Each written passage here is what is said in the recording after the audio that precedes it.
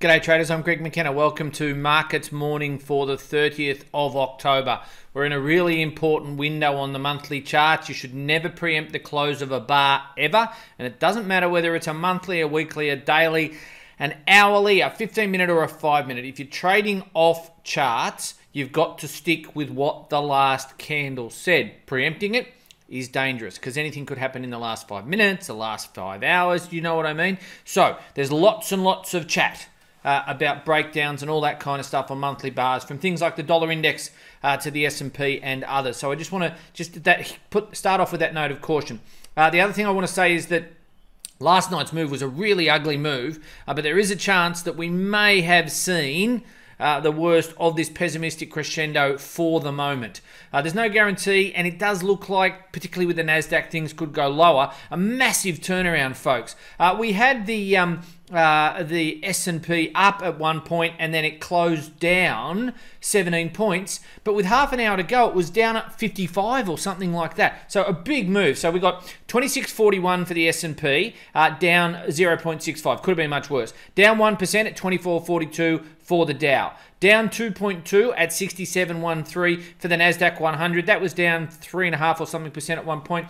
Europe, of course, were all higher. They missed the afternoon. Of course, futures would have picked that up. Angela Merkel said that she's going to resign when her chancellorship finishes as chancellor. She's not going to run again, I should say.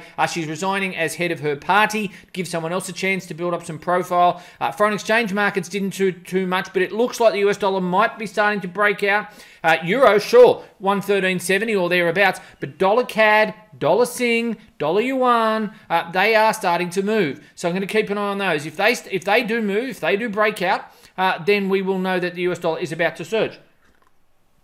But I can't get too excited because it's end of month flow, and we've got SOMA flow as well, draining on US dollar liquidity. So we've got to keep an eye on that. The Aussie dollar up above 71 at one point last night, now down at 70.58. You know, not a lot of, basically no longs to sell, which is why it's just drifted rather than getting hammered with all this carnage over the past few weeks. Gold was lower but got rescued by stocks. It's at 12.29. Silver had a really interesting night. It fell. It traded either side of the little wedge. It's ready to break. We don't know which way. Oil, I talked about the Russians yesterday. Markets got focused on that last night, and they were down. So after a rally in Asia, they reversed course. Copper was up. All right, let's just dive straight in. I'm going to start with the S&P 500 weekly. Now, these are the pictures from Markets Morning this morning because I used two different sets of charts. The charts that you're seeing here are from my weekly chart scan, where I look at the monthly, the daily, and the weekly. Here's the weekly. What you see here, garden variety retracement achieved.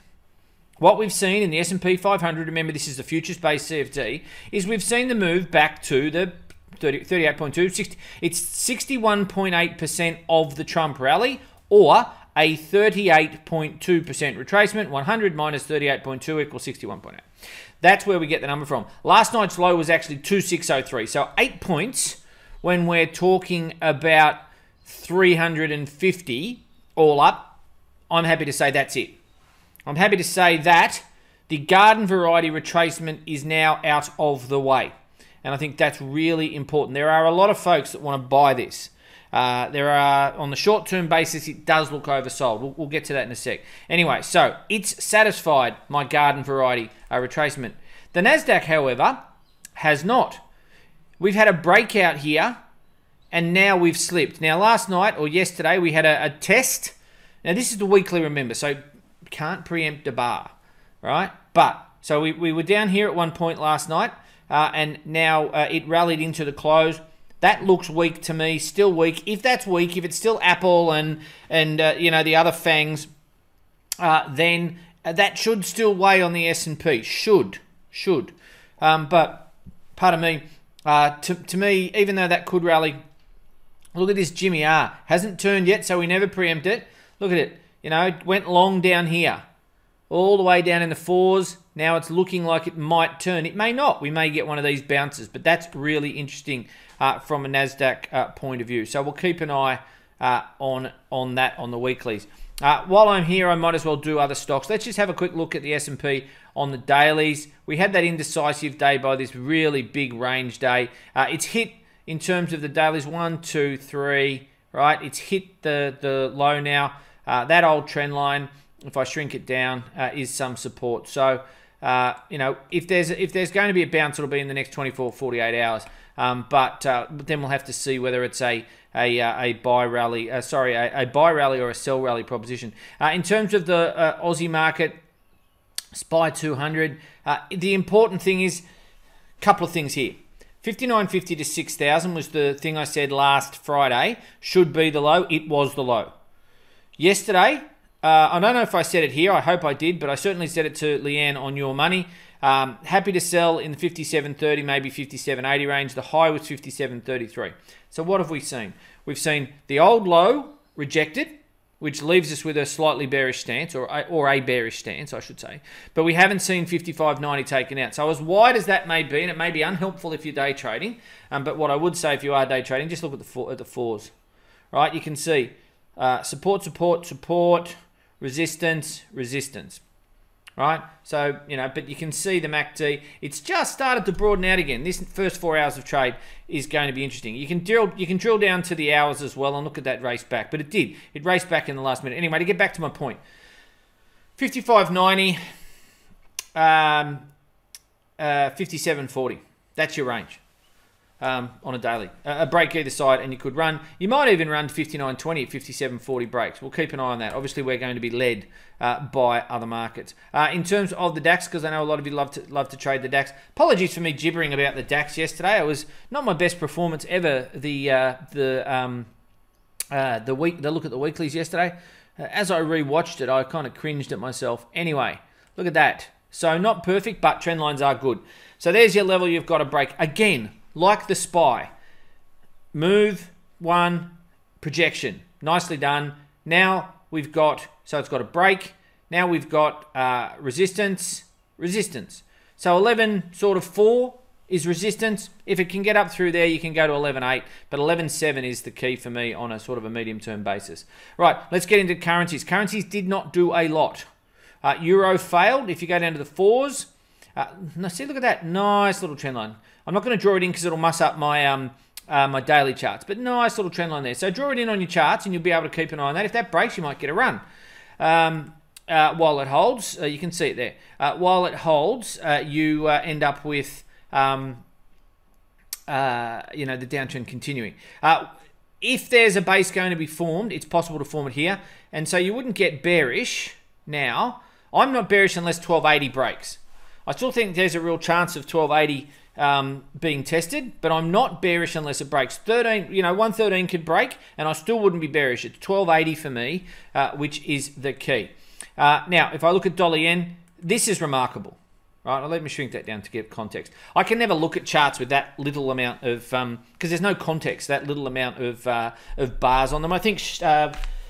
Can someone tell me what this fella's proper, how you pronounce this? You know, I've got a pretty broad Australian accent, as readers know. I keep saying this fella's name is Shakabaka, and Richard Shakabaka, but I don't know. It could be Shuabaka. Anyway, I don't know. Anyway, he talks about how many bars you need to look at in that, and it's more along with my, I think it's 120 or something like that. Anyway, remarkable strength from the US dollar in the face of equity funkiness. Remarkable, really, really remarkable. This, taken together with dollar CAD and dollar Sing and the yuan, which I'm going to get to next, really does suggest the US dollar has got some strength, but we know it's the end of the month, so it's kind of, you know, it's a little bit clouded. Let's have a look at dollar CAD. So I've been talking about dollar CAD needing to break, so we're almost there. We haven't got there. 131.75 or 131.58, I should say, is the level to break. Give it some room. Give it sort of, you know, 10 or 15 points, and we could see a run. Remembering what the weekly looks like, you know, the target would then be, well, over there you've got 132.25. That's no big deal. That's like 50 points. But you know, that for me is something to watch for dollar CAD. And if I have a look at dollar Sing, different kind of outlook. But you can see here. So last night we had a nice move higher. We got that fractal at 138.47. We got 138.34 now. We get up through 138.47, then we can run towards the top, which is only 139.09. But it would start to break higher, and that together with dollar yuan, if I can see it there. This is, remembering this is offshore. This is just that grind, that constant grind. Have a look at the weekly. Getting a bit steep, you'd say, just below 7. Not for the faint-hearted to be going along here. The question is China going to protect 7? Is China going to keep the yuan stronger than it otherwise would be? Remembering China runs a trade surplus but a current account deficit these days. So there is upward pressure. So what are Chinese authorities going to do? Will they let 7 go? Have a look at Markets Morning, the written piece today. I've put quite a bit of work into why this is about Thucydides. China 2025 really gets up the Americans' nose.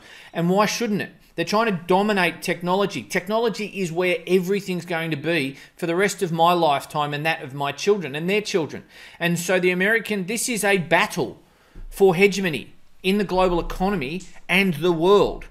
Just over the past 24 hours, the Australian chief of the spy agency, what's it called, ASIS or ASIO, whatever it's called, explained why Huawei and ZTE were not allowed to take part in the 5G network in Australia. Now, love them or hate them, this is what Western intelligence experts, Western governments are thinking. So, the Americans aren't going to back down. And that Bloomberg story this morning, which talked about a new tariff war, was the factor that tipped the S&P, which was up when I started, when I first looked at 4 o'clock, deeply into the red and accelerated the sell-off in the NASDAQ. Now, I forgot to say the NASDAQ got hit because the tech giants are under pressure, but also because Chancellor of the Exchequer, Phil Hammond, said that he was going to tax the tech giants, and so he should, who are harvesting cash out of the UK but not paying any tax on it. Anyway, all these things line up kind of as anti-China rhetoric. And so what is China going to do? Is China going to help out Western markets when it's let its markets collapse? Is it going to help out Donald Trump? Is it going to help out Western markets by stopping dollar yuan go through 7? I wouldn't. I'm not sure what they're going to do. We'll just have to watch the price action.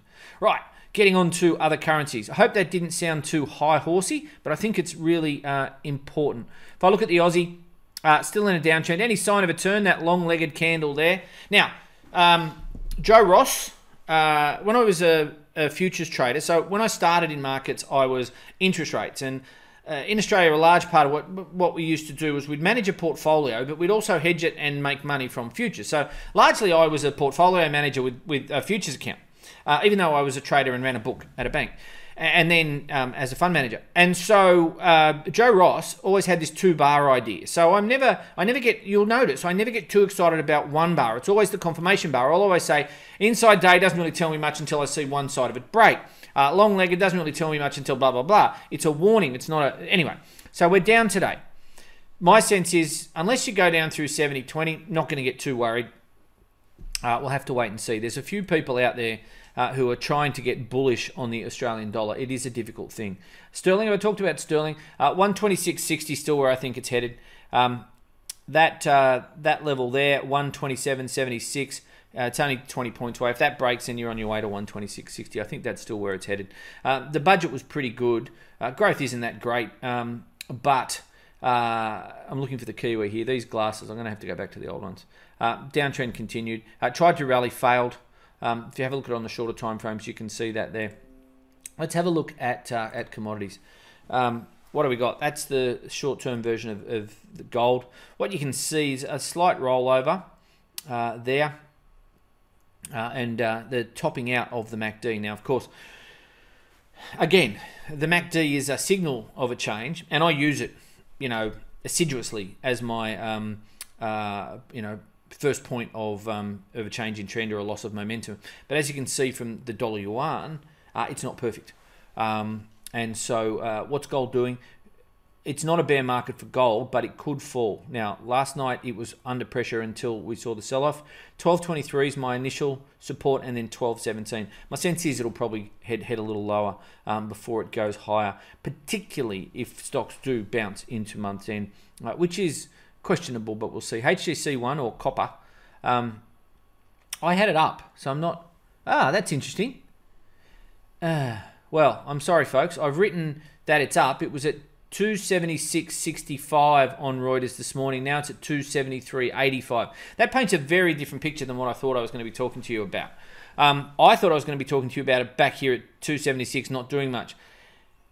At there, so 271, that must be HGC3. Yeah, that's HGC3. So Axie, who I'm still with at the moment, has moved on to the next contract. So that's rolling over. 270, remember? 270 breaks. That's a really different outlook. I'm glad I do this unscripted. That bothers me about the Aussie, folks. If that is where copper is, that's worth watching. We'll keep an eye on that one. WTI, as I said, where is it? The trend line. So if I change that trend line, which is where I've got it in the, it's really interesting. On a different chart, it looks like it's a failed break, and here it doesn't even look like a retest. That's really interesting. Right. So anyway, so it's a not quite bearish engulfing, but not a good looking chart. If it goes, as I've written, if it goes down through the low, 66.17, then I'm looking for 65.72. If it goes through 65.72, then it's 64.48. I've got a mostly, what do you call it, negative outlook on oil structurally. At least the Brent chart looked the same on both versions of it. So that is a failed break and a reversal back. But again, unless it goes down through 75.78, I'm not going to get too excited. And then we've got that low. Ultimately, I think Brent goes to 70, 71 when I look at my weekly charts, those kind of things. Last but not least, we'll have a quick squeeze at Bitcoin and then I'll get off because 16.5 minutes is probably enough for you. Right, so we did fall. Interesting. So we're 6,300. We're not really going anywhere. I'm just gonna call it sort of 68, 6,000 to 68, 56.50.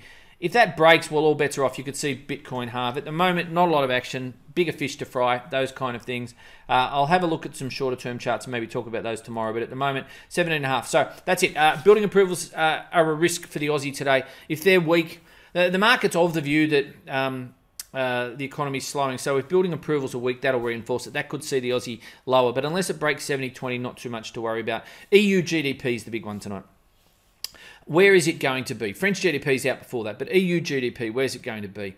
What it prints is going to shine a light on where Mario Draghi is, where his board is, and what people think going forward. So anyway, we'll talk about that tomorrow morning. 7.5 minutes, I'll be quiet. Have a great day. Good luck. This is volatile times, and you know what that means. Adjust position sizing to reflect the volatility and the size of your account. Bye for now.